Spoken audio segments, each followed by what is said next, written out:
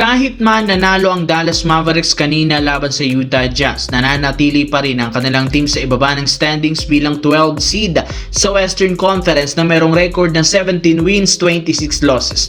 Ibig sabihin malaki ang tsansa na hindi sila makapasok sa playoffs at maging sa play-in tournament ngayong season. Pareho rin naman ngang nagtamo ng injury ang mga inaasahan sana nila na superstar na sina Cooper Flagg at Anthony Davis na hindi pa alam ng team kung kailan makakabalik sa lineup. Kaya di na nakakapagtataka dahil imbis na mag-focus ang Mavericks sa kampanya sa kampyonato, mas gusto na lamang ng team mag-rebuild ng kanilang roster para kay Cooper Flagg. Sa madaling salita, mukhang bubu ang ginagad ng Mavericks ang kasalukuyang lineup. Pero ayon sa ilang mga analyst, posible pa rin namang maudlot ang ganitong plano since meron pa rin silang huling alas na darating at eto walang iba kundi si Kyrie Irving na siyang inaasahang magliligtas at sasalba sa Mavericks ngayong season. Sa pagtuloy ng pagganda ng kalagayan ng tuhod nito, malaki ang tsansa na makapaglaro na siya sa kanilang lineup pagkatapos ng All-Star break.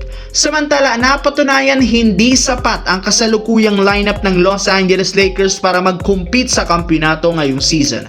Hindi nga daw na papakita o proportionate ang record ng Lakers ngayon na ipinapakita nilang performance. Sa lamya ng kanilang galaw, nagmumukha silang isang play-in tournament team lamang. Kaya dahil sa ganitong klaseng pangyayari, mismo ang Laker insider nang nagsabi handa ang front office gumawa ng trade as soon as possible bago ang trade deadline sa unang linggo ng February. At una sa listahan si Jonathan Kuminga ng Golden State Warriors na siyang pinaka-priority nila sa market. Expected na magbibigay ang Lakers ng offer na si Rob Pelinka sa Warriors na sina Dalton Koenig at Maxi Kleber. Kailangan nga talaga yon ng team na magkaroon ng isang legit 3-and-D player na makakatulong, especially kina LeBron James, Luka Doncic at Austin Reeves.